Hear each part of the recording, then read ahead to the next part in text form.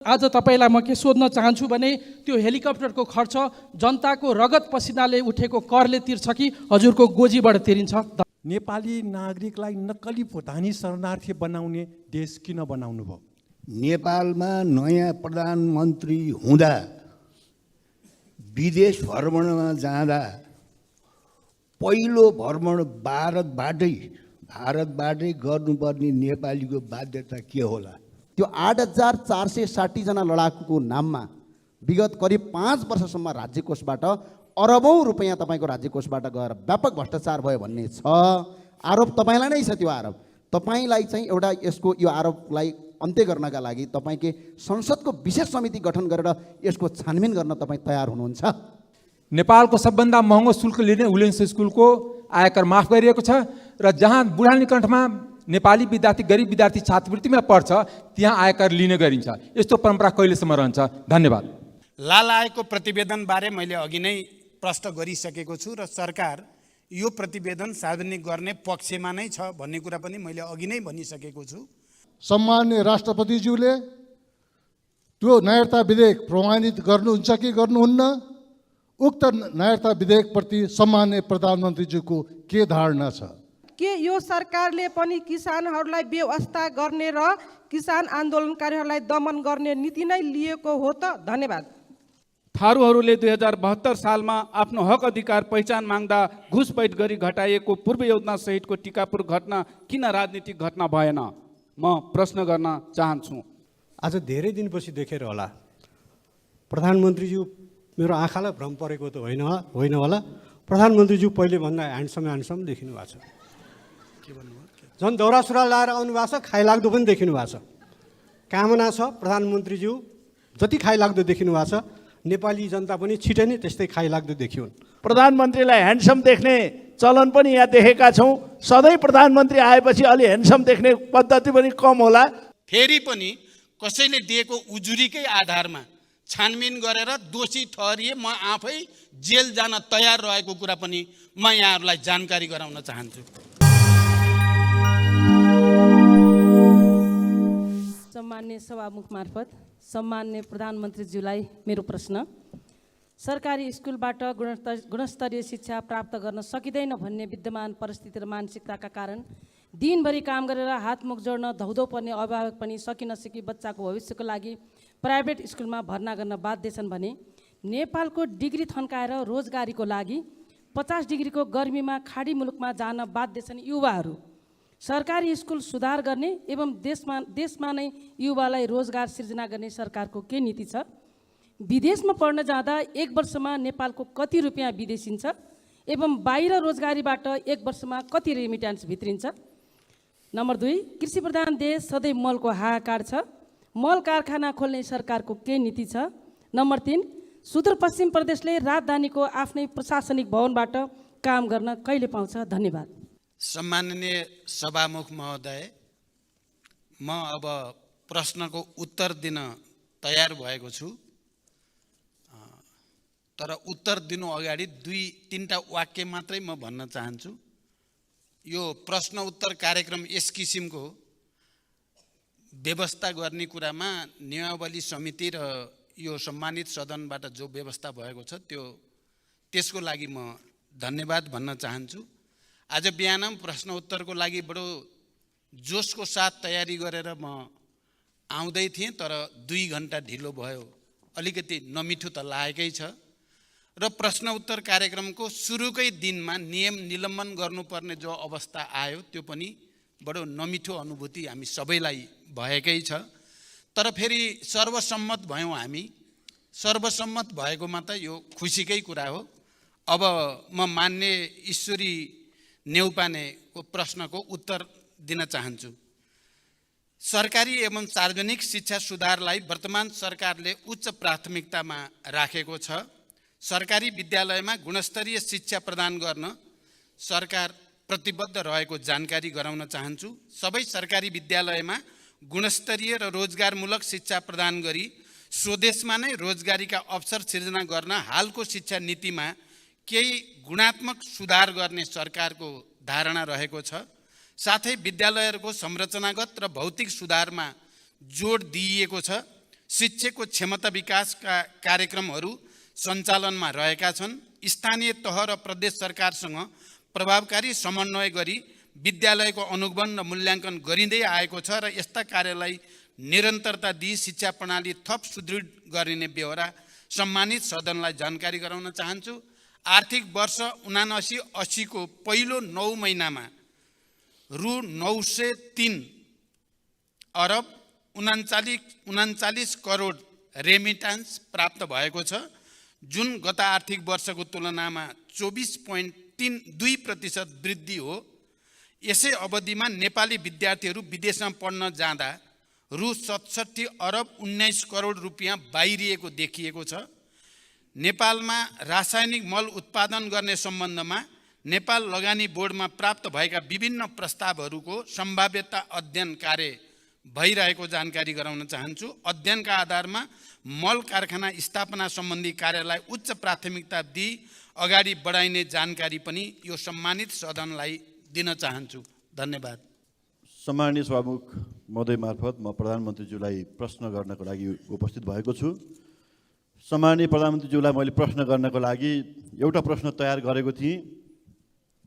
यही क्रममा देशका विभिन्न कुनाबाट गरिब किसानहरूले फोन गर्नुभयो।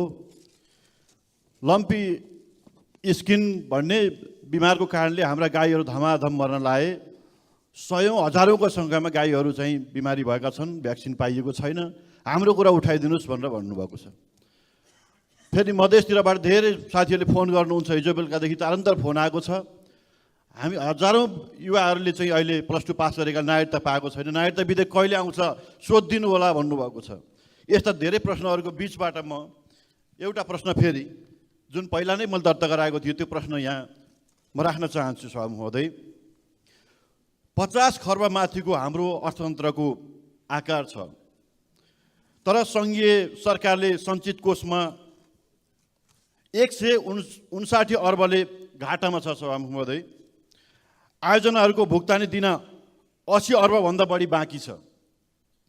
करिब 60% पालिका आफ्नो स्रोतबाट प्रशासन चलाउन असक्षम छन्, तर प्रदेश र स्थानीय तहहरूले पाउने समानीकरण अनुदानमा 50% कटौती भएको छ। यस्तो परिस्थितिमा राज्यको अनिवार्य दायित्व कसरी निर्वाह गर्नुहुन्छ? म प्रधानमन्त्रीज्यूलाई म प्रश्न गर्न चाहन्छु। साथसाथै सङ्घको कोष खुम्चियो भन्दै प्रदेश र स्थानीय तहले पाउने अनुदान कटौती हुँदा उनीहरूले आफ्नो तजविजमा बनाउने योजना र खर्चको स्रोत भर्न कसरी हुन्छ?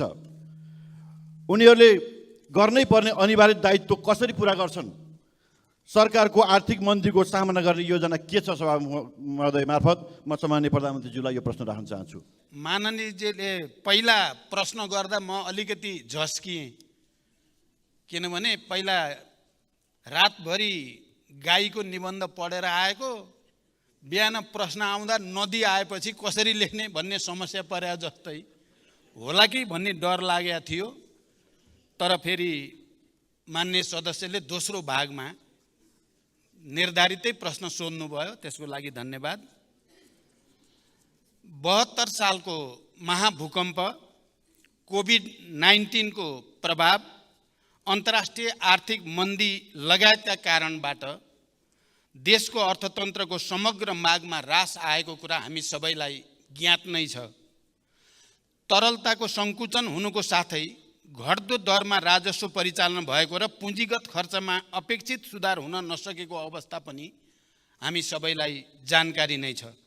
अर्थतन्त्रका यस्ता चुनौतीहरूलाई सम्बोधन गर्न वित्तीय, मौद्रिक र क्षेत्रगत नीति तथा कार्यक्रमहरूमा आवश्यक सुधार गरी समष्टिगत आर्थिक स्थायित्व कायम गर्न सरकार प्रयत्नशील रहेको छ।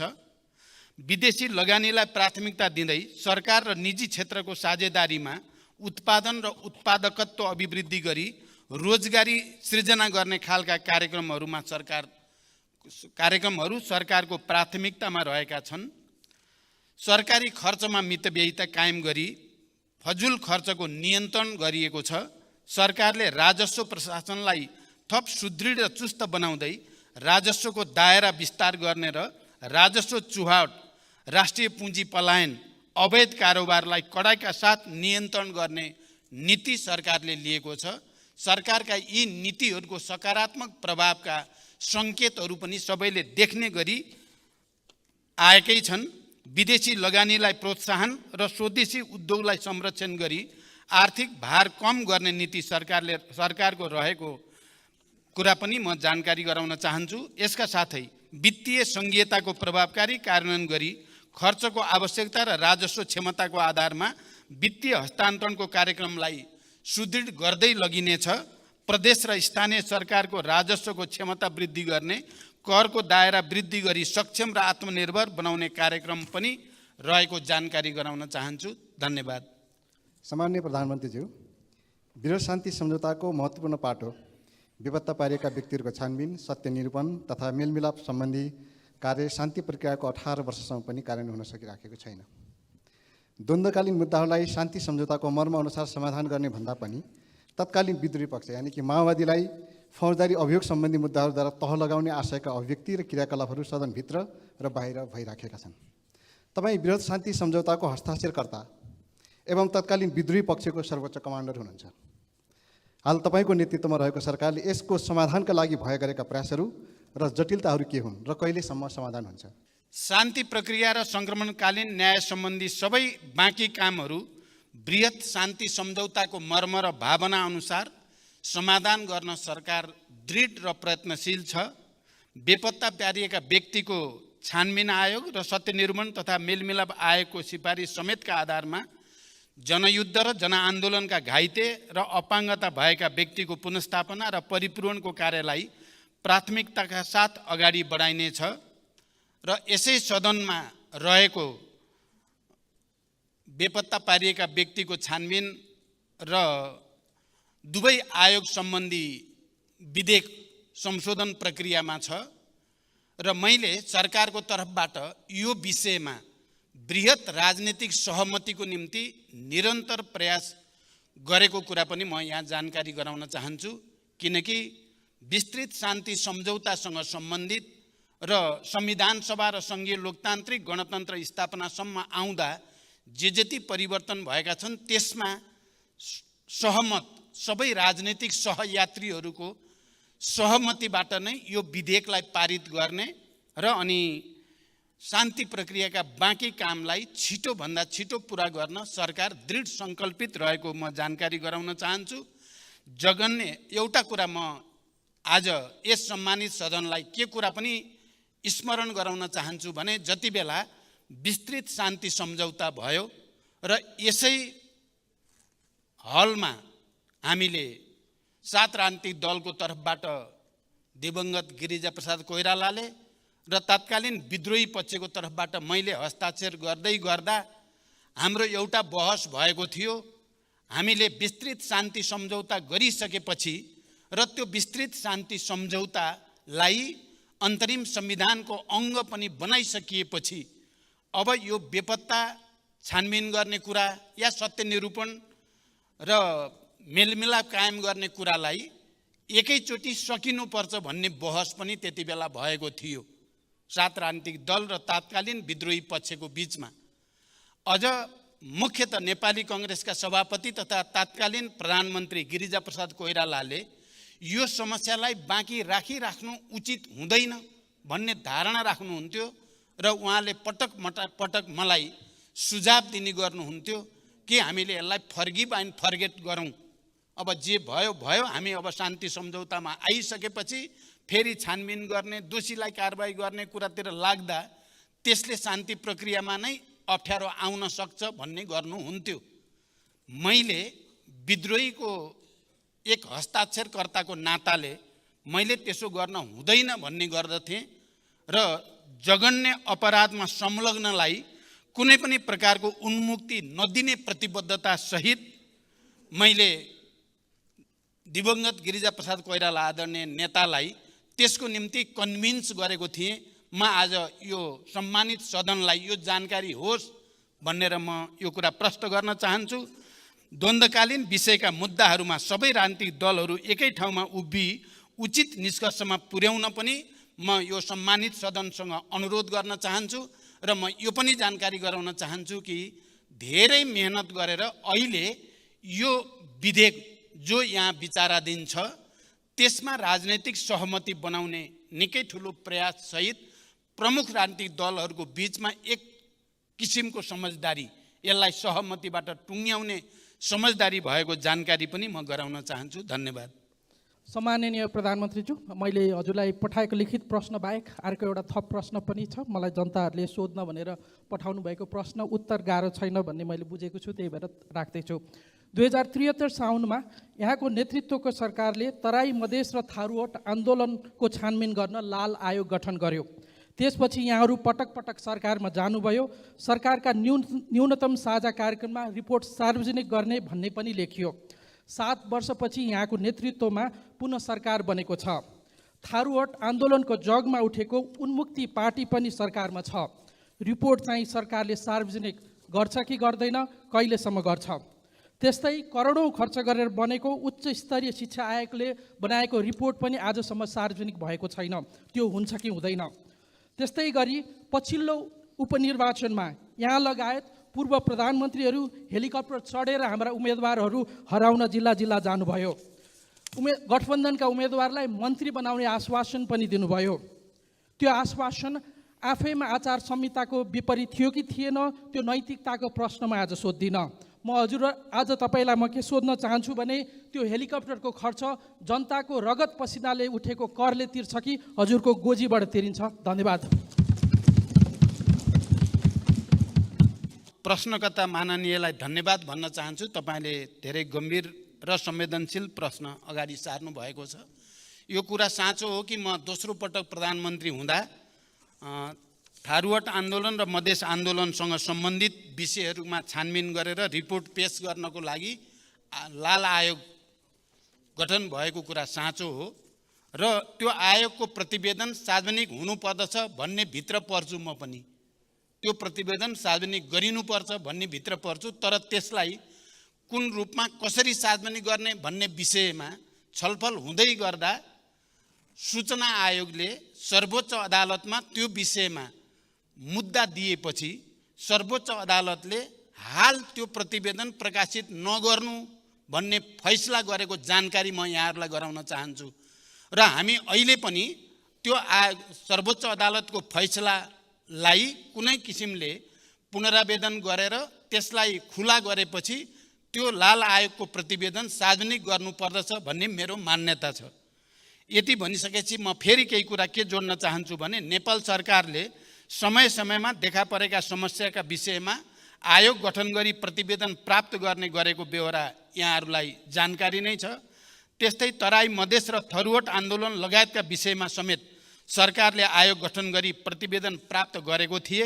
यी र यस्ता प्रतिवेदनहरू शान्ति सुरक्षा र आम नागरिकको अमन चयनका दृष्टिकोणले कहिलेकाहीँ प्रकाशित गर्न असजिलो पनि हुन सक्दछ, तर मैले यहाँ जानकारी गराइसकेँ। यो विषय चाहिँ सर्वोच्च अदालतसँग सम्बन्धित हुन पुगेको छ। प्राविधिक अवस्थाका कारणले यस्ता प्रतिवेदनको मूलभूत अंशहरूलाई बेला बेलामा सरकारले अवगत गराउँदै पनि आएको छ। देशको शान्ति सुरक्षा र अमन चयनमा खलल हुने अवस्था आएमा विषयको संवेदनशीलतालाई मध्यनजर गर्दै कुनै पनि प्रतिवेदन सार्वजनिक गर्ने या नगर्ने प्रचलन अन्तर्राष्ट्रिय स्तरमा पनि रहेको पाइन्छ। सरकारले प्राप्त गरेका यस्ता प्रतिवेदनहरू मिल्ने हदसम्म सार्वजनिक गर्दै जाने प्रतिबद्धता व्यक्त गर्न चाहन्छु। धन्यवाद। सम्माननीय सभामुख महोदय र सम्माननीय प्रधानमन्त्रीज्यूलाई विशेष गरी आज नेपाली पोसाकमा देखिनु भएकोमा तपाईँलाई धन्यवाद दिन चाहन्छु र साथसाथै भुटानी शरणार्थी केसमा तपाईँहरूले चालेको कदमप्रति हाम्रो साथ र समर्थन रहनेछ भन्ने कुरा पनि जनाउन चाहन्छु। र साथसाथै आज प्रधानमन्त्रीज्यूलाई मेरो प्रश्न, हाम्रो पार्टीको तर्फबाट प्रश्न के छ भने सरकारी कर्मचारी विशेष गरेर सुरक्षाकर्मी प्रहरीहरू विगत 4 महिनादेखि तलब खान नपाएर उधारोमा काम गरिरहेछन्। यो समस्या समाधान गर्नका लागि प्रधानमन्त्रीले के कदम चाल्नुहुन्छ र कहिले चाल्नुहुन्छ? र अर्को प्रश्न चाहिँ मेरो के छ भने सम्माननीय प्रधानमन्त्रीलाई 8460 जना पूर्व माओवादी लडाकुका नाममा त्यतिखेर अरबौं रुपैयाँ राज्य कोषबाट गएको छ। तर ती 8460 जना लडाकु को हुन्, कहाँ छन्, उहाँहरूको नाम के हो, यसको कहीँ कतै पनि रेकर्ड आजसम्म देखा परेको छैन। र प्रधानमन्त्रीज्यूलाई एउटा अवगत गराउन चाहन्छु, स्वयं प्रधानमन्त्रीज्यूले 2064 सालमा एउटा भिडियो आयो, त्यो भिडियोमा प्रधानमन्त्रीज्यूले भन्नुभएको छ हामीसँग 7 देखि 8,000 जना मात्र लडाकु हो, तर हामी 35,000 बनाउँछौँ, बाँकी फेक बनाउँछौँ भनेर भन्नुभएको छ। र त्यो भिडियो स्वयं प्रधानमन्त्रीले चाहिँ फेक लडाकु भर्ती गरेको स्वीकार पनि गर्नुभएको छ। र साथसाथै म अहिले प्रधानमन्त्रीज्यूलाई अर्को के भन्न चाहन्छु भने त्यो 8,460 जना लडाकुको नाममा विगत करिब 5 वर्षसम्म राज्य कोषबाट अरबौँ रुपैयाँ तपाईँको राज्य कोषबाट गएर व्यापक भ्रष्टाचार भयो भन्ने छ आरोप। तपाईँलाई नै छ त्यो आरोप। तपाईँलाई चाहिँ एउटा यसको यो आरोपलाई अन्त्य गर्नका लागि तपाईँकै संसदको विशेष समिति गठन गरेर यसको छानबिन गर्न तपाईँ तयार हुनुहुन्छ? माननीय सदस्यलाई धन्यवाद भन्न चाहन्छु। तपाईँले प्रसङ्गवश विगतका कुरालाई पनि प्रश्न पार्ने अवसर प्रदान गर्नुभएकोमा। अब पहिलो कुरा, पूर्व माओवादी लडाकुलाई राज्य कोषबाट वितरण गरिएको रकममा व्यापक भ्रष्टाचार भयो भन्ने कुरा, यो आरोपको निम्ति आरोप मात्रै हो भन्ने कुरा म बडो जोड दिएर भन्न चाहन्छु। किनकि त्यति बेला शान्ति सम्झौता भएर क्यान्टोनमेन्टमा पूर्व जनमुक्ति सेनालाई राख्ने निर्णय भइसकेपछि क्यान्टोनमेन्टको भौतिक पूर्वाधार र योद्धाहरूको रासन पानीको निम्ति भनेर राज्यबाट दिएको रकम र त्यसको अडिट, त्यसको हिसाब किताब, त्यहाँ को थिए, कोले लिए भन्ने सबै रेकर्ड रहेको कुरा म माननीय सदस्यलाई जानकारी गराउन चाहन्छु। र त्यति बेला गिरिजाप्रसाद कोइराला प्रधानमन्त्री हुनुहुन्थ्यो अनि डाक्टर प्रकाश शरण महत अर्थमन्त्री हुनुहुन्थ्यो। उहाँहरू समेतको रामशरण महत, प्रकाश शरण होइन, प्रकाश शरण त अहिले हुनुहुन्छ, रामशरण महत अर्थमन्त्री हुनुहुन्थ्यो। उहाँहरू समेतले रुजु गरिसकेपछि त्यो पटाक्षेप भइसकेको कुरा हो। यसलाई अहिले राजनीतिक आग्रह र पूर्वाग्रहका साथ उठाउने गरिएको देख्दा म आफै आश्चर्यमा पर्ने गरेको छु। इतिहासको एउटा त्यस्तो परिघटना जसले देशलाई शान्तिको नयाँ युगतिर ल्याउन मद्दत गर्यो, इतिहासको त्यो संवेदनशील घडी जति बेला विभिन्न क्यान्टोनमेन्टमा हजारौं लडाकुहरू राखेर देशलाई, शान्तिलाई, लोकतन्त्र र परिवर्तनलाई संस्थागत गर्न मद्दत गर्यो र त्यो रकम जो राज्यबाट दिइयो र त्यसको अडिट भएर टुङ्गो लागिसकेको विषय पटक पटक राजनीतिक आग्रहको रूपमा ल्याइएको छ भन्ने मेरो बुझाइ छ। यो पहिलो पाटो म प्रश्न गर्न चाहन्छु। र यदि त्यस्तो केही छ, छानबिन गर्नुपर्छ भने मैले पहिला पनि आफ्नो दलको घोषणापत्रमा 2048 सालदेखिकै सबै घटनाहरूको, सबै उच्च पदस्थ अधिकारीहरूको सम्पत्ति छानबिनको सम्बन्धमा या विभिन्न समयमा उठेका भ्रष्टाचारसँग सम्बन्धित सबै मुद्दाहरूमा छानबिन गर्न म तयार छु। हामी सबै राजनैतिक तहमा एउटा सङ्कल्पको साथ सहमति गरेर जाँदा सबै चिज छानबिन गर्न सकिन्छ। देशमा सुशासनको, भ्रष्टाचारबाट उन्मुक्तिको एउटा नयाँ युग सुरु गर्न सकिन्छ। म फेरि पनि माननीय सदस्यको यो प्रश्नको उत्तर दिँदै के भन्न चाहन्छु भने क्यान्टोनमेन्टको कुरा कपोलकल्पित र पूर्वाग्रही छ भन्ने मेरो दृढ विश्वास छ।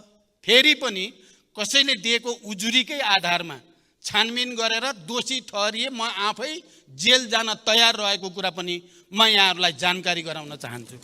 सम्मान्य प्रधानमन्त्रीज्यूलाई मेरो र म आबद्ध दल जनता समाजवादी पार्टी नेपालको तर्फबाट न्यायता सम्बन्धीको प्रश्न छ।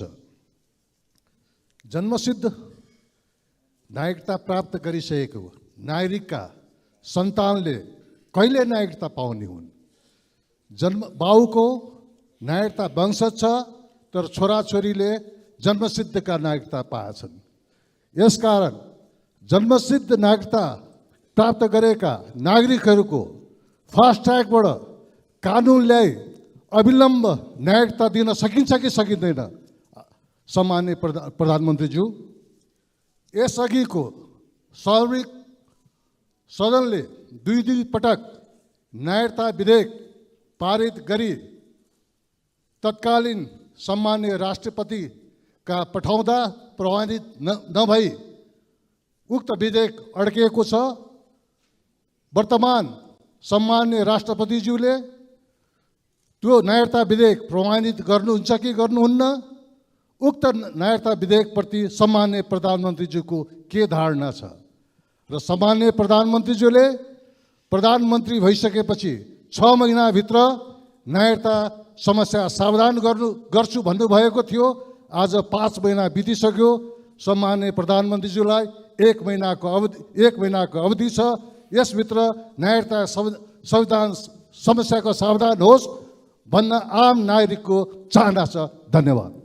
नागरिकता सम्बन्धी विषयको संवेदनशीलताबारे हामी सबै विज्ञ नै छौँ र योभन्दा अगाडिको सदनबाट, प्रतिनिधि सभाबाट र राष्ट्रिय सभाबाट समेत जन्मसिद्ध बाबुआमाका छोराछोरीहरूले नागरिकता प्राप्त गर्ने सम्बन्धी विधेयक पारित भएर प्रमाणीकरणका लागि राष्ट्रपति कहाँ गएको कुरा पनि हामी सबैलाई जानकारीमै छ। पहिलो पटक सम्मानित राष्ट्रपति कार्यालयबाट त्यो विधेयकलाई फिर्ता पठाइयो सदनमा, यो कुरा पनि हामी सबैको जानकारीमा छ। र दोस्रो पटक पनि दुवै सदनबाट पारित गरेर प्रमाणीकरणको लागि फेरि राष्ट्रपति कार्यालय पठाइएको तथ्य पनि हामी सबैलाई अवगत नै छ।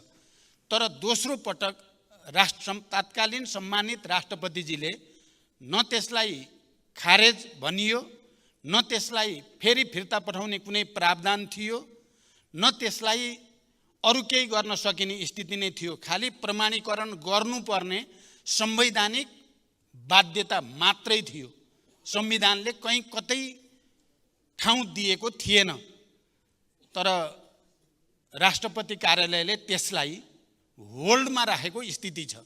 न फिर्ता, न खारेज, न अरू कुनै बाटो, त्यो होल्डमा छ राष्ट्रपति कार्यालयमै। अब त्यसको पोजिसन के हुने र अहिले नयाँ सदन र नयाँ राष्ट्रपतिले त्यो होल्डमा रहेको विधेयकलाई प्रमाणीकरण गर्ने या अर्को कुनै बाटो छ भन्ने बारेमा संविधानविद, कानुनविद, राजनीतिज्ञहरूसँग छलफल चलिरहेको छ। र म के कुरा प्रश्न गर्न चाहन्छु भने हामीले बार एसोसिएसन लगायत संविधान र कानुनका विज्ञहरूसँग एउटा ठुलो छलफलको आयोजना बालुवाटारमा गरेका थियौँ र त्यो छलफलमा उपस्थित सबै पूर्व महान्यायाधिवक्ता, अहिलेका महान्यायाधिवक्ता लगायत सबै संविधान र कानुन विज्ञहरू जो उपस्थित हुनुहुन्थ्यो, उहाँहरू सबैले सर्वसम्मत रूपमा त्यो विधेयकलाई राष्ट्रपतिले प्रमाणीकरण गर्न केही बाधा छैन, उहाँले प्रमाणीकरण गर्न सक्नुहुन्छ र गर्नु पनि पर्छ भन्ने नै सुझाव थियो। र त्यो सुझावको आधारमा मैले सम्माननीय राष्ट्रपतिजीलाई भएको छलफलको जानकारी पनि गराएँ। यस्तो छलफल भयो र यो सुझाव छ भन्ने कुरा। राष्ट्रपतिजीले यो बारेमा मैले पनि केही कानुनविद, संविधानविदहरूको राय लिएर मात्रै यसको बारेमा टुङ्गोमा पुग्छु भन्ने जानकारी दिनुभयो र अहिलेसम्म सायद उहाँ अध्ययनकै प्रक्रियामा हुनुहुन्छ। र अब यही सदनमा दुईटै सम्भावना म देख्छु।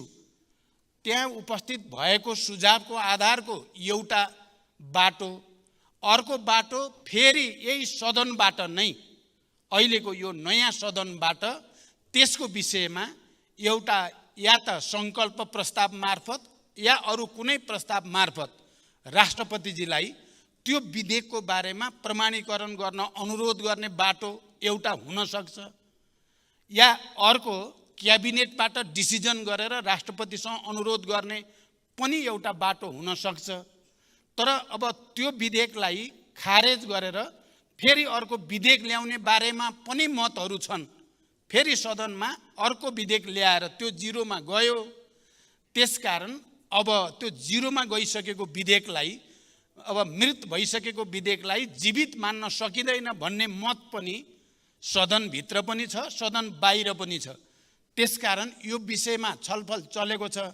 माननीय सदस्यले भने जस्तै म के ठान्छु र मेरो तर्फबाट प्रधानमन्त्रीको हैसियतले मेरो के कोसिस छ भने 1 महिनाभित्रै यसको टुङ्गो लाग्छ। धन्यवाद। नेपाललाई भुटानी शरणार्थी बनाएर अमेरिका पठाउने नाममा करोडौँको ठगी धन्दा भएको छ। यस कार्यमा शीर्ष नेतृत्व नै संलग्न रहेको प्रमाण भेटिन थालेको समाचार सञ्चार माध्यमबाट प्रसारण भइरहेको छ। अझ आरोपित भई थुनामा रहेका व्यक्तिहरूले भिभिआइपीका निर्देशनमा भए गरिएका बयानहरू दिइरहेका छन्। खासमा यो के कुरा हो? मानौँ अहिलेका भिभिआइपीहरूका संलग्न भएको प्रमाणहरू जुट्यो भने के गर्नुहुन्छ? उहाँहरूलाई कारबाहीको दायरामा ल्याउनुहुन्छ कि हुँदैन? पहिलो प्रश्न। दोस्रो प्रश्न, यसै गरी मुलुक अहिले आर्थिक रूपमा सङ्कटग्रस्त छ। बजारमा पैसा अभावको कारण अर्थतन्त्र चलायमान हुन सकेको छैन। जनताहरूलाई छाक जुटाउन मुस्किल परिरहेको छ। यो अवस्था कहिलेसम्म रहने? समाधानको लागि प्रधानमन्त्रीज्यूसँग योजना के छ? धन्यवाद।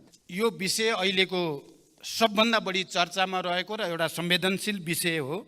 नेपाली नागरिकलाई नक्कली भुटानी शरणार्थी बनाउने अपराधको निष्पक्ष अनुसन्धान गरी प्रमाणका आधारमा दोषी देखेका जुनसुकै तहका पदाधिकारी तथा व्यक्तिलाई कानुनी कारबाहीको दायरामा ल्याउन यो सरकारले कुनै कसर बाँकी राखेको छैन र बाँकी राख्ने पनि छैन।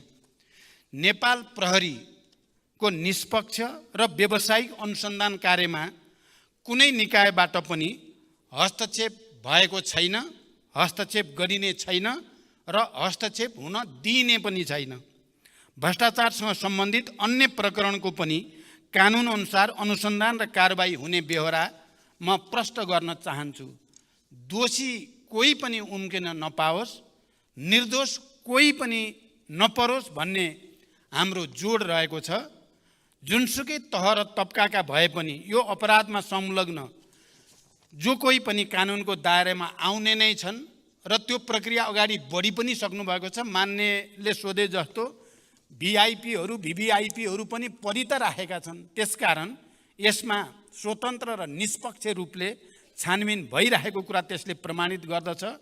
यस्ता विषयमा सरकारले कुनै आग्रह या कुनै पूर्वाग्रह नलिई निष्पक्ष, तटस्थ र व्यावसायिक छानबिन गरी अन्तिम निष्कर्ष निकाली अपराधीलाई कानुनको दायरामा ल्याउन जोड गरेको छ।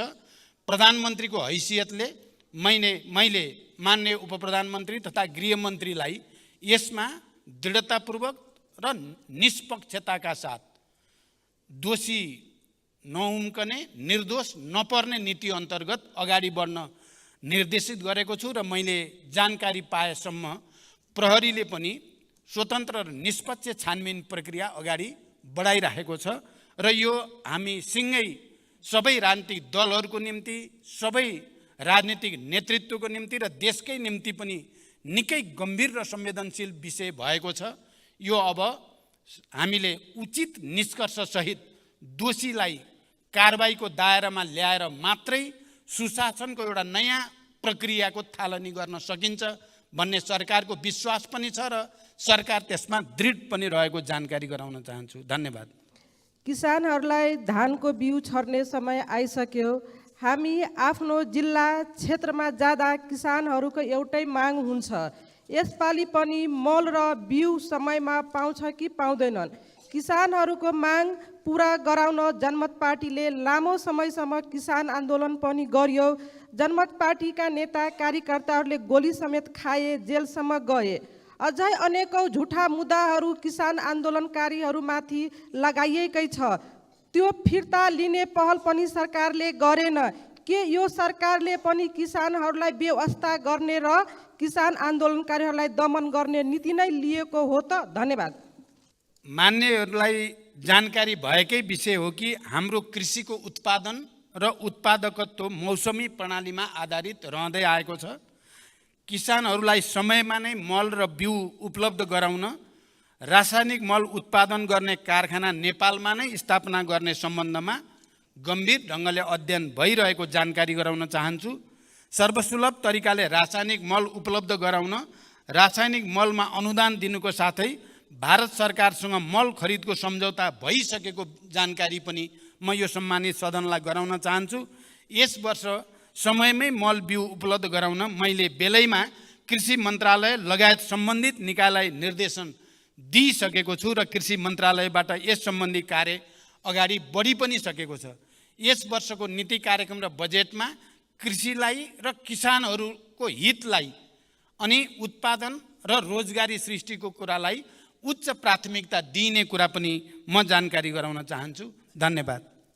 भ्रष्टाचार निवारण सम्बन्धी ऐन कानुन सुशासन अनुरूप राज्यको आचरण र सम्बन्धित निकायहरूबीच तालमेलको अभावले गर्दा भ्रष्टाचार विरुद्धका काम कारबाही यथेष्ट रूपमा अगाडि बढ्न सकेको छैन।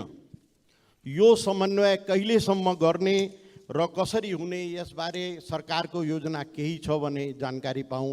धन्यवाद। भ्रष्टाचारलाई कुनै किसिमबाट पनि छुट दिनु हुँदैन र भ्रष्टाचार विरुद्ध शून्य सहनशीलताको नीतिको प्रभावकारी कार्यान्वयन गरी सबै प्रकारका अनियमितता, विकृति र विसङ्गतिलाई अन्त्य गर्ने दृढ इच्छा शक्तिको साथ सरकार अगाडि बढिरहेको जानकारी म गराउन चाहन्छु। अहिले यहाँ कतिपय सन्दर्भमा के भन्ने र प्रचार गर्ने पनि गरिएको छ भने यो नक्कली भुटानी शरणार्थीको इस्युलाई मात्रै सरकारले ध्यान दिएको छ कि भन्ने किसिमले प्रचार गरिएको छ। म मान्य सदस्यको प्रश्नको उत्तर दिँदै यो सम्मानित सदनलाई के जानकारी गराउन चाहन्छु भने अहिलेको सरकारले यो नक्कली भुटानी शरणार्थीको इस्यु मात्रै होइन, अन्य तमाम विगतका ठुल्ठुला घटना जो विवादमा रहे ती सबैको छानबिन गर्ने कुरा, सम्पत्ति शुद्धिकरणसँग सम्बन्धित ठुल्ठुला केसहरूलाई छानबिन गर्ने र दोषीलाई कारबाही गर्ने कुरा, अनि राजस्वमा भएका ठुल्ठुला चलखेलहरूलाई छानबिन गर्ने कुरा, अनि अरू पुँजी बजारसँग सम्बन्धित ठुल्ठुला सेटिङहरूलाई भत्काउने कुरा सरकारले सुरु गरिसकेको जानकारी म गराउन चाहन्छु। त्यसकारण यी भ्रष्टाचारसँग सम्बन्धित विषयका निम्ति आवश्यक परे ऐनहरूमा संशोधन गर्ने, आवश्यक ऐनहरू निर्माण गर्ने कुरालाई पनि अगाडि बढाउन जरुरी छ। यथार्थमा आज देश जसरी आर्थिक, राजनैतिक, सांस्कृतिक रूपले पनि गम्भीर अप्ठ्यारो स्थितिबाट गुज्रिनु परेको छ, त्यसको एउटा र भन्न सकिन्छ मुख्य कारण संस्थागत भ्रष्टाचार नै हो। चौतर्फी भ्रष्टाचार र विकृतिले गर्दा देश निकै अप्ठ्यारो ठाउँतिर जान थालेको हुनाले म यो सम्मानित सदनसँग र यसका सबै राजनीतिक नेतृत्वसँग अपिल गर्न चाहन्छु। हामीलाई अहिले एउटा अवसर छ आफूलाई सच्याउने, राजनीतिक दलहरू, यो सम्मानित सदनलाई पनि एउटा ठुलो ऐतिहासिक अवसर छ। भ्रष्टाचार र विकृतिका विरुद्ध, विसङ्गतिका विरुद्ध एउटा नयाँ अभियानको थालनी गरेर देशलाई एउटा साँच्चै लोकतन्त्र र गणतन्त्र, जनताको लागि, देशको लागि, विकासको लागि, समृद्धिको लागि, सुशासनको लागि सबैभन्दा राम्रो व्यवस्था हो भन्ने प्रमाणित गर्ने एउटा अवसर हामीलाई प्राप्त छ। यो अवसर हामी कसैले गुम्न नदिउँ भनेर म अपिल गर्न चाहन्छु। धन्यवाद। पहिलो प्रश्न, 2072 सालको टिकापुर घटनालाई लक्षित बनाएर गरेको सर्वोच्च अदालतको फैसलालाई भूमिपुत्रहरू र नागरिक मुक्ति पार्टीले सम्मान गर्दछ। साथै सम्मानित सर्वोच्च अदालतको फैसलालाई सबैले सम्मान गर्नुपर्नेछ र गर्नु पनि पर्दछ। तर सम्मान्य सभामुख महोदय, पहिचान सहितको आफ्नो हक अधिकार माग्दा गरिएको आन्दोलनमा सम्मानित सर्वोच्च अदालतबाट गरिएको फैसला न्यायपूर्ण भयो र थारूहरूले 2072 सालमा आफ्नो हक अधिकार पहिचान माग्दा घुसपैठ गरी घटाइएको पूर्व योजना सहितको टिकापुर घटना किन राजनीतिक घटना भएन? म प्रश्न गर्न चाहन्छु।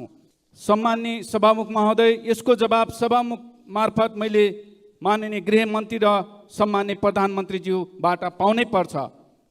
दोस्रो प्रश्न, सभामुख महोदय, माननीय रेशम चौधरी लगायत टिकापुर राजबन्दीहरू अन्यायमा परेका छन्। टिकापुर घटनापछि ग्रिसलाल चन्दको संयोजक तत्त्वमा लाल आयोग प्रतिवेदन तयार गरिएको थियो, तर हालसम्म त्यो लाल आयोग प्रतिवेदन कहाँ छ, कोसँग छ, त्यसको जिम्मेवारी कसले लिएको छ, त्यो प्रतिवेदन सरकार किन लुकाइएर राखेको छ?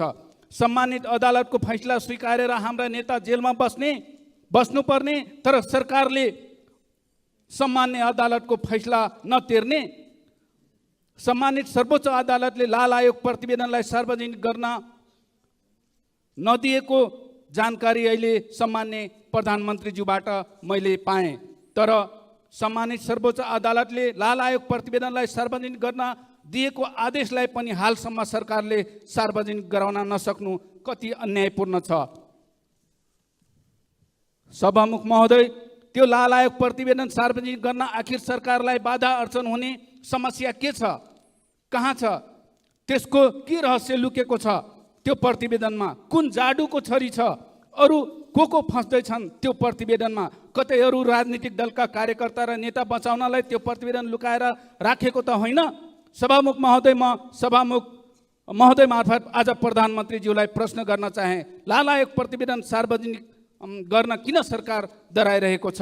र अन्तमा मैले सभामुख महोदय, भर्खरै टिकापुर घटनाको कारण 7 वर्ष जेल जीवन बिताउने सीताराम थारू निर्दोष साबित भएर कारागार मुक्त भएका छन्। उहाँको 7 वर्ष जेल जीवनको क्षतिपूर्ति कसले दिने? त्यसैले सभामुख महोदय, टिकापुर घटनामा सफाई पाएका ती सबै निर्दोषलाई सरकारले अविलम्ब क्षतिपूर्ति दिनुपर्छ। र अन्तमा मेरो तेस्रो प्रश्न के छ भनेपछि, हालसम्म सुदूरपश्चिम सरकार बन्न नसक्नुको राज के हो? सभामुख महोदय मार्फत म प्रधानमन्त्रीज्यूलाई, सामान्य प्रधानमन्त्रीज्यूलाई प्रश्न गर्न चाहे। सरकार बनेको 5 महिना पुग्दैछ, हालसम्म सुदूरपश्चिम सरकार बनाउन नसक्ने सरकार के कारणले बन्न सकेको छैन? धन्यवाद। लालायकको प्रतिवेदनबारे मैले अघि नै प्रश्न गरिसकेको छु र सरकार यो प्रतिवेदन सार्वजनिक गर्ने पक्षमा नै छ भन्ने कुरा पनि मैले अघि नै भनिसकेको छु। किनकि म नै प्रधानमन्त्री हुँदा नै यो आयोग गठन भएको हुनाले, तर त्यसमा जे व्यवहारिक र कानुनी जटिलता छन् तिनलाई फुकाएर मात्रै त्यसलाई सार्वजनिक गर्न सकिन्छ भन्ने कुरा म प्रश्न गर्न चाहन्छु। र राजनीतिक आन्दोलनका कारण जेल जीवन बिताइरहेका बन्दीहरूका सम्बन्धमा सरकारको यसै सम्मानित संसदमा विधेयक प्रस्तुत भइसकेको छ र विधेयक छिटै निष्कर्षमा पुग्ने पनि म विश्वास व्यक्त गर्न चाहन्छु। खालि थरुहट आन्दोलनसँग सम्बन्धित मात्र होइन, मधेस आन्दोलन लगायत अन्य आन्दोलनसँग सम्बन्धित बन्दीहरूको रिहाईको विषय पनि त्यो विधेयकमा रहेको जानकारी पनि म गराउन चाहन्छु। त्यो विधेयक यसै सदनमा दर्ता भइसकेको छ र हामी छिटै त्यसलाई पारित गर्दैछौँ र त्यो विधेयकको बाटो गरी अनि बन्दी रिहा गर्ने बाटो पनि हामी अगाडि बढ्नेछौँ। यो कुरा पनि म प्रश्न गर्न चाहन्छु। तपाईले रेशमलाल चौधरीको बारेमा जसरी प्रश्नसँग प्रश्न राख्नु भएको छ, म के विश्वास दिलाउन चाहन्छु भने रेशम चौधरीको विषयमा हामीले यस अगाडि पनि अध्यादेश ल्याएर भए नि उहाँलाई छुटाउने प्रयास हामीले गरेकै हो। अदालतबाट जे फैसला भए पनि छिटो फैसला होस् भन्नको निम्ति हामीले सबैतिर कुनै न कुनै रूपमा आवाज उठाएकै हो र अहिले टुङ्गिएको छ। अब यो विषयलाई कसरी समाधान गर्ने विषयमा हामी निकै गम्भीर छौँ र मलाई विश्वास छ यसको छिटै एउटा टुङ्गोमा हामी पुग्नेछौँ। धन्यवाद। सभामुखज्यू मार्फत प्रधानमन्त्रीजीलाई जिज्ञासा राख्न चाहन्छु। प्रधानमन्त्रीजीले नेपाललाई स्विजरल्यान्ड र सिङ्गापुर जस्तै बनाउने भन्नुहुन्थ्यो। ती दुवै देश कस्ता थिए? अहिले नेपाललाई, नेपाली नागरिकलाई नक्कली भुटानी शरणार्थी बनाउने देश किन बनाउनु भयो? नक्कली भुटानी शरणार्थी बनाउने नाउँमा राज्य विरुद्धको कसुर, मानव बेचबिखन तथा वसार पसार, सङ्गठित अपराध, सरकारी कागजात छाप तथा दस्तखत कृत्य, सार्वजनिक सम्पत्ति दुरुपयोग, सरकारी गाडीमा भ्रष्टाचारको करोडौँ रुपियाँ वसार पसार, ठगी लगायत काण्ड मचाएका आरोपीहरूलाई के कस्तो कारबाही हुने हो त्यो यहाँले केही अनुमान गर्नुभएको छ? यसमा प्रधानमन्त्री हुनुभएकाहरू सबै जिम्मेवार हुनु पर्दैन र? यति बेलै 3 दलबीच सहमति पनि भयो समिति भागभन्दा लगायतमा। यो नक्कली भुटानी शरणार्थी काण्डका आरोपीहरूलाई उन्मुक्ति दिने तयारी त होइन? महान्यायाधिवक्ताको कार्यालयले तत्कालीन सरकारी ललिता निवासको सरकारी जग्गा व्यक्तिको नाममा दर्ता गर्ने मुद्दालाई दर्तै गर्न लगाएन। के यो नक्कली भुटानी शरणार्थीको मुद्दा पनि महान्यायाधिवक्ताको कार्यालयले फलाना फलानालाई छोडिदिनु, फलाना फलानालाई मुद्दा दिनु भनेर आदेश दिने हो कि अथवा मुद्दै नलाग्ने हो कि? र महान्यायाधिवक्ताको कार्यालयलाई प्रधानमन्त्रीद्वारा त्यस्तो आदेश जाने हो कि? र साथसाथै खोप विश्वविद्यालय विधेयक पारित नभई ज्ञानमा आधारित अर्थतन्त्र निर्माण कसरी हुन्छ? धन्यवाद। नेपाली नागरिकलाई नक्कली भुटानी शरणार्थी बनाउने सङ्गठित अपराधका सम्बन्धमा मैले यसअघि नै धेरै प्रश्न पारिसकेको छु। सरकार पुरै दृढ छ, कसैप्रति पनि कुनै आग्रह र पूर्वाग्रह राखिने छैन, कुनै पनि अपराधीलाई छुट दिइने छैन। यति भनिसकेपछि म मान्य सदस्य र उहाँ मार्फत यो सम्मानित सदनलाई के कुरा प्रश्न गर्न चाहन्छु भने यो केस चाहिँ, यो इस्यु भनौँ मुद्दा अब कुनै पार्टी विशेषको, सरकार विशेषको या कुनै नेता विशेषको मात्रै रहेको छैन। यो आम जनताको विषय भइसकेको छ। यो विषय राष्ट्रिय मात्रै होइन, यो अन्तर्राष्ट्रिय विषय पनि भइसकेको छ। सबै अन्तर्राष्ट्रिय सङ्घ संस्थाहरूले पनि बडो गम्भीर रूपले यो विषय हेरिसकेको अवस्था पनि छ। एकातिर सरकार दृढताको साथ दोषीलाई नछोड्ने, निर्दोषलाई नपार्ने नीति अन्तर्गत एउटा निष्कर्षमा पुर्याउन अगाडि बढेको छ भने अर्कोतिर जनता र विश्वको नजर पनि यसमा परेको हुनाले मान्य सदस्यले कुनै शङ्का गर्नु पर्दैन। यसको तात्विक निष्कर्षमा पुर्याउन सरकार दृढ रहेको छ। गुणस्तरीय शिक्षा प्रदान गरी शिक्षालाई रोजगारीमूलक र जीवन उपयोगी बनाउने नीति सरकारले लिएको छ। गुणस्तरीय शिक्षा प्रदान गर्न खोप विश्वविद्यालय लगायत अन्य विश्वविद्यालयहरू माग र आवश्यकताका आधारमा कानुन बनाउँदै सञ्चालनमा लैजाने जानकारी पनि म गराउन चाहन्छु। मैले खोप विश्वविद्यालय आफैले पनि गएर त्यसको अध्ययन अनुगमन गरेको छु।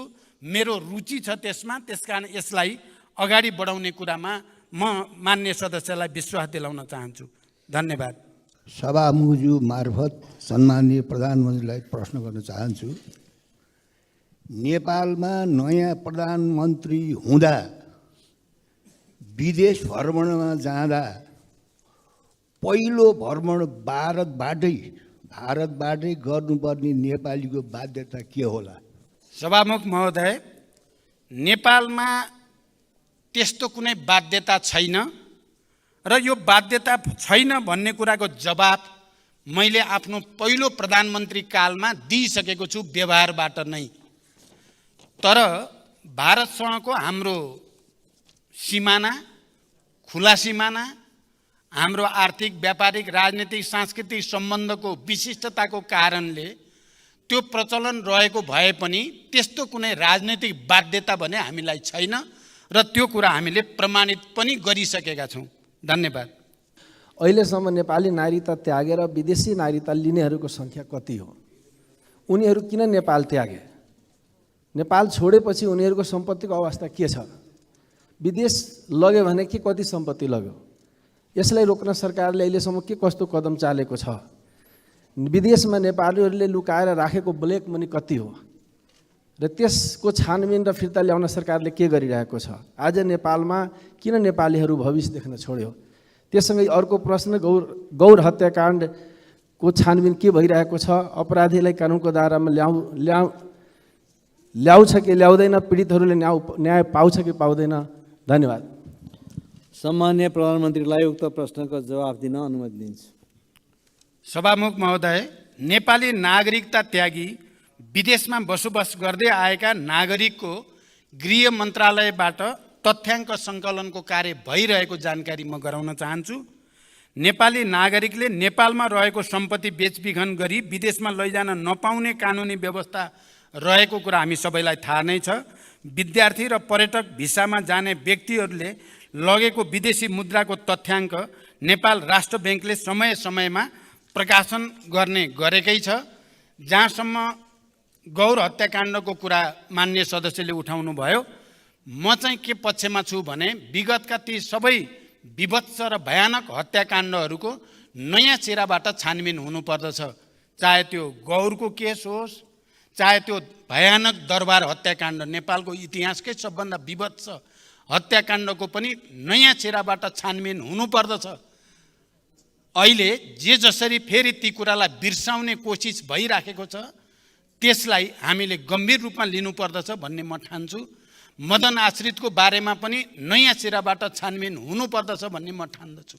तर यसको निम्ति हामी सबैले गम्भीर रूपले विचार विमर्श गरेर उपयुक्त बाटो पहिल्याउनु पर्छ भन्ने मेरो विश्वास छ। धन्यवाद। सम्मानीय सभामुख महोदय, सभामुख मार्फत सम्मानीय प्रधानमन्त्रीजीलाई केही प्रश्न राख्न चाहन्छु। 2063 सालपछि ठुला भ्रष्टाचारका काण्डहरू पोखरा विमानस्थल, आयल निगमको जग्गा खरिद, काठमाडौँ निजगत फास्ट ट्र्याक, वाइड बडी जहाज खरिद, ओम्नी काण्ड, नेपाल ट्रस्टको जग्गा लिज प्रक्रिया, एनसेलको कर छुट, बालुवाटारको ललिता निवास जग्गा काण्ड छानबिन कहिलेदेखि सुरु हुन्छ? साथै आम नेपाली नागरिकले राजनीति रहित गुणस्तरीय सहज एवं सुलभ तरिकाले शिक्षा, स्वास्थ्य, न्याय एवं रोजगारी र किसानले समयमै मल, बिउ र उत्पादनको चाहिँ उचित बजार पाउने दिन कहिले आउँछ? र अर्को एउटा प्रश्न छ कि ललितपुर आन्तरिक राजस्व कार्यालयको एउटा कागजात बाहिर आएछ। नेपालको सबभन्दा महँगो शुल्क लिने उलेन्स स्कुलको आयकर माफ गरिएको छ र जहाँ बुढानीकण्ठमा नेपाली विद्यार्थी, गरिब विद्यार्थी छात्रवृत्तिमा पढ्छ त्यहाँ आयकर लिने गरिन्छ। यस्तो परम्परा कहिलेसम्म रहन्छ? धन्यवाद।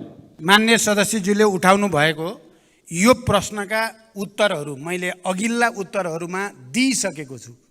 त्यसकारण यी सबै ठुल्ठुला काण्डहरू, हत्याकाण्डहरू या भ्रष्टाचारका काण्डहरूको छानबिन प्रक्रिया अगाडि बढाउने बारे सरकार गम्भीर रूपले लागिरहेको जानकारी म फेरि दोहोऱ्याउन चाहन्छु र अन्य विषयहरू चाहिँ को बारेमा तपाईँले ध्यान आकर्षण गराउनु भएको छ। ध्यान आकर्षण भएको कुरा पनि म जानकारी गराउँछु। धन्यवाद। अर्का प्रश्नकर्ता माननीय सदस्य श्री योगेन्द्र मण्डललाई सम्माननीय प्रधानमन्त्रीसँग प्रश्न सोध्न अनुमति दिन्छु। संसदको पहिलो बैठकमा प्रधानमन्त्रीज्यूले आफ्नो भनाइ राख्दा धेरै राम्रा उच्च विचार, देश बनाउने विचारहरू राख्नु भएको थियो। त्यो विचारहरू अहिले पनि झल्झली आइरहेछ। त्यो मध्ये बेरोजगारी, 50 लाख गरिब किसानहरूको कुरा उठाउनु भएको थियो। त्यसमा पनि विशेष गरी नागरिकताको विषय 6 महिनाभित्र नागरिकताको समस्या समाधान गर्छु भनेर भन्नुभएको थियो। त्यसै सन्दर्भमा अहिले भर्खर प्रधानमन्त्रीले जवाब पनि दिनुभयो, 6 महिना 1 महिनाभित्र गर्छु। र यो 1 महिनाभित्र गर्छु भन्दाखेरि हामी कति प्रतिशतले विश्वस्त हौँ कि कन्फर्म यसपालि 1 महिनाभित्र यो नागरिकता हुन्छ? यो मेरो प्रश्न हो। र सँगसँगै अहिले सुन्नमा आएको खास गरी खेलाडीहरू जुन अन्तर्राष्ट्रिय खेलाडी जुन भएको छ, अहिले हाम्रो नेपालको जुन गौरव हामीलाई गौरव दिलाएको छ, ती खेलाडीहरूलाई रकम दिने, आर्थिक सहयोग गर्ने सरकारले घोषणा गर्ने र त्यो चाहिँ पहिला पनि घोषणा गरेको र भर्खर अस्ति घोषणा गरेको पनि पहिला पनि नपाएको भन्ने सुन्न आएको छ। के हो? म अनुरोध गर्न चाहन्छु। धन्यवाद। सभामुख महोदय, नागरिकता समस्या समाधान सम्बन्धमा म प्रधानमन्त्री हुँदै गर्दा दुईटा गठबन्धन अगाडि आए। बडो यो पनि एउटा संयोग नै भन्नुपर्दछ। र दुवै गठबन्धनले साझा न्यूनतम कार्यक्रमको घोषणा गर्दै गर्दा नागरिकताको मुद्दालाई 6 महिनाभित्र समाधान गर्ने कमिटमेन्ट, प्रतिबद्धता व्यक्त गरिएको छ। यहाँ अघि मान्य सदस्यले 6 महिनामध्ये 5 महिना बित्यो, अब कति लाग्छ भनेर सोधेको सन्दर्भमा मैले केही व्याख्यासहित अब 1 महिनाभित्र यसलाई टुङ्ग्याउन सकिन्छ भनेर मैले विश्वास दिलाएको छु। तपाईँले प्रतिशतमा सोध्नुभयो, 1 महिनाभित्र मेरो विचारमा 100% नै यो समस्या समाधान गर्नुपर्छ, गर्न सकिन्छ। धन्यवाद। म सम्मानित सभामुखज्यू मार्फत प्रधानमन्त्रीजीलाई एउटा प्रश्न राख्न गइरहेको छु। 7 दशक पहिला विक्रम सम्वत 2011 सालमा स्थापना भएको दाङ तुलसीपुर स्थित ऐतिहासिक र मध्यपश्चिम जनताको लागि महत्त्वपूर्ण तरिगाउँ विमानस्थल हालसम्म स्तर उन्नति हुन सकेन। हाल तपाईँको प्रधानमन्त्री कालमा ATR 72 वा सो सरह जहाज अवतरण र उडान गर्न सक्ने गरी सो विमानस्थलको धावन मार्ग स्तर उन्नति हुँदैछ भन्ने र चर्चा चलेको छ। आगामी अब 2080-81 तरिगाउँ विमानस्थलको धावन मार्ग स्तरोन्नति गर्न नेपाल सरकारसँग के कस्तो योजना र रणनीति रहेको छ? धन्यवाद। जय नेपाल। सम्माननीय प्रधानमन्त्रीलाई उक्त प्रश्नको जवाफ दिन अनुमति दिन्छु। सभामुख महोदय, देशको एउटा मेरुदण्डकै रूपमा रहेको हवाई सेवालाई सुरक्षित, भरपर्दो, व्यवस्थित र अन्तर्राष्ट्रिय स्तरको बनाउन सरकार प्रयत्नशील रहेको कुरा म जानकारी गराउन चाहन्छु। दाङ तुलसीपुर स्थित तरिगाउँ विमानस्थललाई क्षेत्रीय विमानस्थलका रूपमा विकास गर्न संस्कृति, पर्यटन तथा नागरिक उड्डयन मन्त्रालयले सम्भाव्यता अध्ययन गरिसकेको छ। यसलाई स्तरोन्नति गर्ने कार्यलाई उच्च प्राथमिकतामा राखिएको छ। हामीले अन्तर्राष्ट्रिय स्तरको विमानस्थल निर्माणको कुरालाई प्राथमिकतामा राखेका छौँ, तर त्यसको बारेमा जति गम्भीर ढङ्गले विचार गरिनुपर्ने हो, कुन हवाई मैदान सबभन्दा पहिला बनाउनु पर्ने हो, कुन पछि बनाउनु पर्ने हो भन्नेमा कहीँ न कहीँ हामी चुकेको महसुस हुन्छ।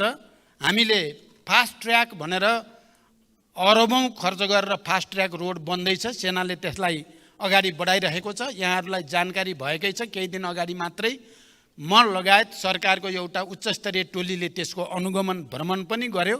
त्यो फास्ट ट्र्याक रोड यथार्थमा तराई मधेसलाई र मुख्यतः निजगढ विमानस्थललाई टार्गेट गरेर बनाउने निर्णय गरिएको हो। त्यसकारण निजगढ विमानस्थललाई अगाडि बढाउने कुरामा पनि सरकार प्रतिबद्ध छ र समग्रमा नेपालको हवाई सेवालाई व्यवस्थित गर्ने कुरामा सरकार दृढताको साथ अगाडि बढेको जानकारी गराउन चाहन्छु। धन्यवाद। सबभन्दा पहिला त म सभामुख महोदयलाई धन्यवाद दिन चाहन्छु।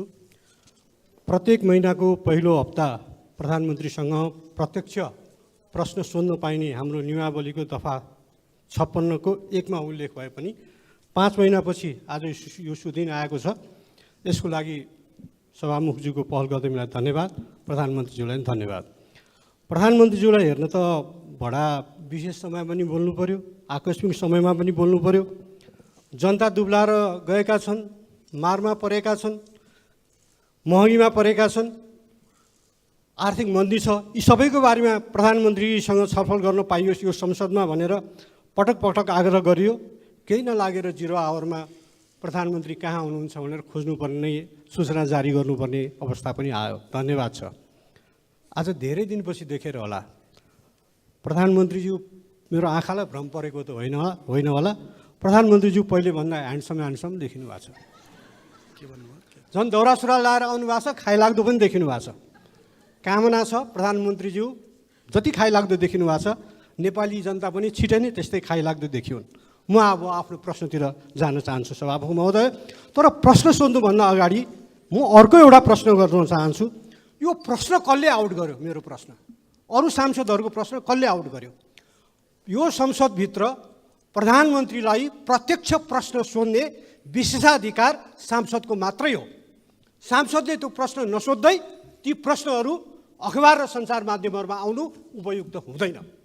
मैले बुझेसम्म यस्ता विषयहरू सांसदको विशेषाधिकारसँग सम्बन्धित कुरा हुन्।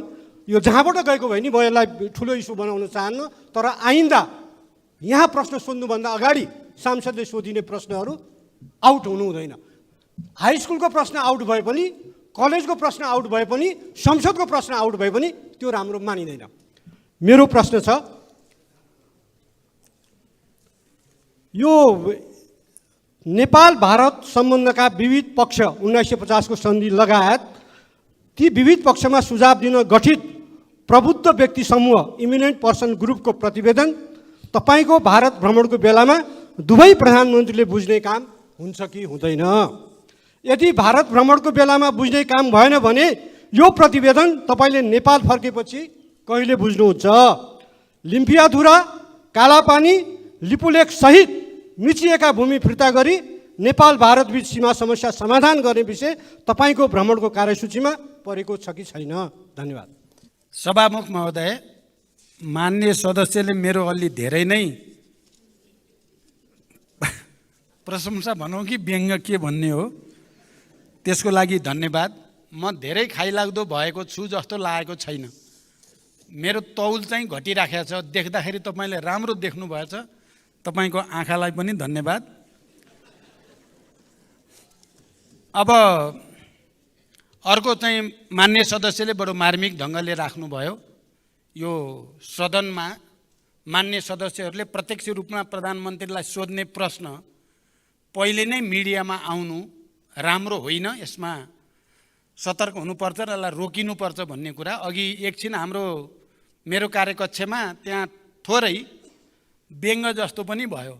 एकजना मान्य सदस्यले भन्नुभयो पहिल्यै गएछ प्रश्न, मैले सोधेँ मेरो उत्तर पनि आछ कि छैन बाहिर? अब मेरो उत्तर पनि बाहिर आइसकेको छ भने त सदन बस्नै परेन। प्रश्न पनि आइसकेको छ, तर उत्तर आएको रहेनछ। कम्तीमा त्यो कुरा चाहिँ गनिमत भन्नुपर्छ। जहाँसम्म भारत भ्रमणबारे कुरा मान्य सदस्यले राख्नु भएको छ, यी सबै गम्भीर विषयमा इपिजी रिपोर्टदेखि लिएर सीमा समस्यासँग सम्बन्धित विषयहरू, हाम्रो जमिनसँग सम्बन्धित विषयहरूमा पनि हामीले के कुरा प्रश्न गरेका छौँ भने हाम्रो 1 इन्च जमिन पनि हामी छोड्न सक्दैनौँ, हामीलाई छिमेकीको 1 इन्च जमिन पनि चाहिँदैन। यो नीति अन्तर्गत हामी नेपालका सबै राजनीतिक दलहरू र यो सम्मानित सदन सबै नै हामी एकमत नै छौँ। त्यही मान्यताभित्र रहेर नै भारत सरकारसँग कुराकानी हुन्छ। जहाँसम्म त्यसलाई बुझ्ने या नबुझ्ने कुरा रिपोर्टलाई या देशभित्र आएपछि के हुन्छ भन्ने कुरा भारत भ्रमणमा गएर कुरा गरिसकेपछिको परिस्थितिमा मात्रै भन्न सकिन्छ। तर म के विश्वास दिलाउन चाहन्छु भने नेपालको राष्ट्रिय हित, नेपालको राष्ट्रिय एकता, अखण्डता र स्वाधीनतामा कुनै किसिमको सम्झौता या कुनै किसिमको भ्रम पर्न दिइने छैन। यति विश्वास चाहिँ म दिलाउन सक्छु। धन्यवाद। सम्माननीय प्रधानमन्त्रीलाई मेरो प्रश्न छ। सम्माननीय प्रधानमन्त्रीको आसन्न भारत भ्रमणमा देशको पश्चिमोत्तर सीमा कालापानी, लिफुलेक र लिम्पियाधुराको सीमा विवादको एजेन्डा समावेश छ या छैन? यस सन्दर्भमा उच्चस्तरीय वार्ताको कूटनीतिक तयारी के छ? स्पष्ट जानकारी चाहियो। हस्, धन्यवाद। नेपालको परराष्ट्र नीति संयुक्त राष्ट्रसङ्घको बडापत्र, असंलग्नता र पञ्चशीलको सिद्धान्तमा आधारित रहेको कुरा यो सम्मानित सदनलाई जानकारी नै छ। राष्ट्रको सर्वोपरि हितलाई ध्यानमा राखी छिमेकी राष्ट्र लगायत सबै मित्र राष्ट्रसँग देशको सार्वभौम सत्ता, अखण्डता, स्वतन्त्रता, पारस्परिक सम्मान र लाभका आधारमा द्विपक्षीय सम्बन्ध विस्तार गर्ने नेपालको परराष्ट्र नीतिलाई निरन्तरता दिने प्रतिबद्धता व्यक्त गर्न चाहन्छु।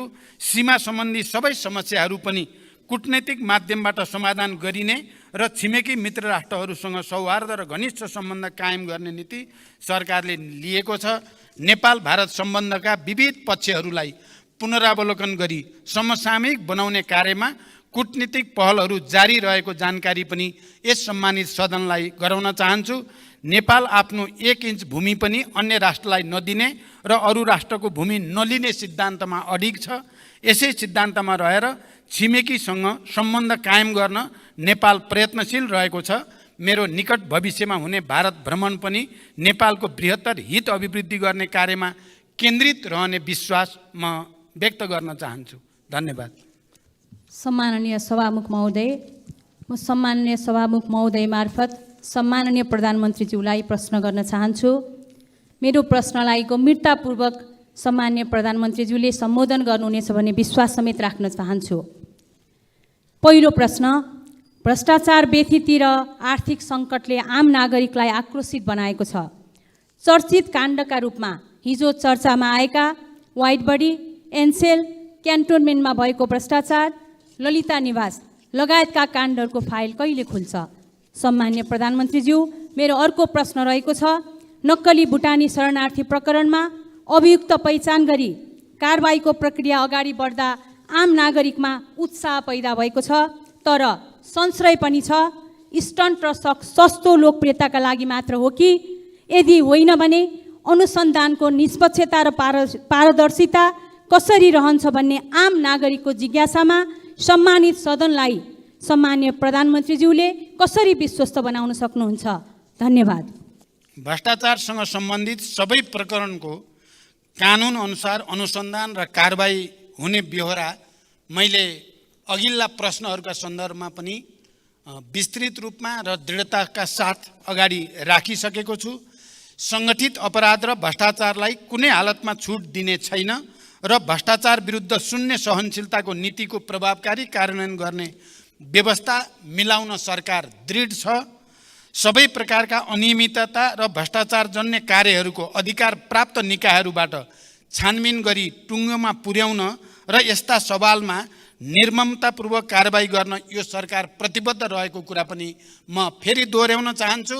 जहाँसम्म नक्कली भुटानी शरणार्थी बनाउने कुरा छ, यो 3 करोड करिब नेपालीहरूको आँखा केन्द्रित भएको र विश्वको ध्यान पनि केन्द्रित भएको हुनाले यो कुनै स्टन्टबाजी कसैले गर्ने कुरा सोच्नु पनि ठुलो भुल हुन्छ भनेर म राख्न चाहन्छु। हामी सबैको र देशकै इज्जतको प्रतिष्ठाको कुरा भएको छ यो, र भ्रष्टाचार र व्यथितिलाई रोक्ने प्रक्रियाको थालनी बिन्दु हुँदैछ यो नक्कली भुटानी शरणार्थी को इस्यु, त्यसकारण यसमा कुनै आशंका नगर्न र अहिले प्रहरीले जुन किसिमले गृह मन्त्रालय र प्रहरीले अनुसन्धान प्रक्रियालाई अगाडि बढाएको छ त्यहाँ कुनै दबाब, कुनै हस्तक्षेप छैन, स्वतन्त्र ढङ्गले त्यो अगाडि बढेको विश्वास पनि म व्यक्त गर्न चाहन्छु र यो विषयमा मैले पर्याप्त व्याख्या गरिसकेको जानकारी सहित धन्यवाद। हामीले यो कार्यक्रम नियमावली अनुसार सुरुवात गऱ्यौँ, यसका लागि फेरि पनि म सभामुख र प्रधानमन्त्रीलाई नै धन्यवाद दिन चाहन्छु। मेरो प्रश्न छ, प्रधानमन्त्रीज्यू, प्रधानमन्त्री भएको 5 महिनाभन्दा बढी समय नागिसक्यो, देश अहिले आर्थिक रूपमा अलि सङ्कटग्रस्त छ भन्ने सूचनाहरू आएका छन्। देशको आर्थिक स्तर उन्नतिका लागि र सुशासनका लागि के योजनाहरू प्रधानमन्त्रीले पेश गर्नुभएको छ? राजनीति स्थिरताका लागि नयाँ कार्यक्रमहरू के छन्? अझ ग्रामीण जनताको जीवन स्तर उकास्न कस्ता कार्यक्रमहरू जनताका बिचमा ल्याइँदैछ? भ्रष्टाचार निर्मूलनमा प्रधानमन्त्रीले प्रतिबद्धता गर्नुभएको छ। मेरो र तेरो भन्ने छुट्याउने प्रचलन हुन्छ हुन्न? र भूकम्प पीडितहरूलाई 72 सालमा गएको भूकम्पले क्षति भएका भूकम्प पीडितहरूलाई पहिलो किस्ताको 50,000 दिएर दोस्रो र तेस्रो किस्ताको घर बनिसकेपछि पनि अहिलेसम्म रकम नगएको 6,119वटा भूकम्प पीडितहरू छन्। उहाँहरूलाई कहिले त्यो रकम जान्छ र थप 1 लाख रुपियाँ दिने भनेर सरकारले निर्णय गरेको थियो, त्यो पनि कहिले जान्छ भनेर अनुरोध गर्न चाहन्छु। र सभामुख महोदय, करिब यो प्रश्न पनि अन्तिम होला। प्रधानमन्त्रीलाई ह्यान्डसम देख्ने चलन पनि यहाँ देखेका छौँ। सधैँ प्रधानमन्त्री आएपछि अलि ह्यान्डसम देख्ने पद्धति पनि कम होला। संसदमा उपस्थित भयो भने अरूले पनि ह्यान्डसम देख्ने, हामीले पनि देख्ने पद्धतिको विकास होस्। एउटा अन्त्यमा प्रश्न छ, देशको संसद अहिले आमरण अनसनमा बस्नु भएको छ, सभामुखलाई विकास निर्माणका कार्यक्रम लिएर यो कुरा सदन र सरकारलाई जानकारी छ कि छैन? धन्यवाद। सभामुख महोदय, वर्तमान सरकार गठन भएपछि अर्थतन्त्रमा सुधार ल्याउने कुरालाई उच्च प्राथमिकतामा राखेको छ र त्यसको निम्ति विभिन्न उपाय र कदमहरू चालिएको छ। मौद्रिक नीति र वित्तीय नीतिको बिचमा सामञ्जस्यता ल्याउनको लागि राष्ट्र ब्याङ्क र अर्थ मन्त्रालयका बिचमा लगातार छलफल बहस गर्दै सहजीकरण गर्ने प्रक्रिया अगाडि बढेको छ। यी सबै सचेत र इमान्दार पहलकै कारण अहिले विप्रेषण र विदेशी मुद्रा सञ्चितिमा उल्लेख्य सुधार भएको छ। साथै राहदानी, श्रम स्वीकृति, राष्ट्रिय परिचय पत्र लगायतका सार्वजनिक सेवा प्रवाहमा जनताले अनुभूत गर्ने गरी सुधार भएको छ। विकास निर्माण तथा सार्वजनिक सेवा प्रवाहको अनुगमनलाई थप सशक्त बनाइएको छ। राज्यप्रति जनताको विश्वास बढ्दै गएको छ। मुलुकमा सुशासन कायम गर्ने सम्बन्धमा सरकार स्पष्ट मार्गदर्शनका साथ अगाडि बढेको कुराले आम नागरिकमा राज्य र सरकारप्रतिको भरोसा बिस्तारै बढ्न थालेको छ। भ्रष्टाचार नियन्त्रणमा शून्य सहनशीलताको नीतिलाई अवलम्बन गर्दै कुनै पनि विषयमा सम्झौता नगर्ने र परिणाममा देखिने गरी कार्यान्वयन गर्न सरकार दृढ सङ्कल्पित छ। फौजदारी र सङ्गठित अपराधको जालो तोड्नका लागि गृह मन्त्रालयलाई स्पष्ट निर्देशन सहित अगाडि बढाइएको छ। भूकम्प पीडितको बाँकी किस्ता 2080 असार मसान्तसम्म भुक्तानी गराइने जानकारी पनि म गराउन चाहन्छु।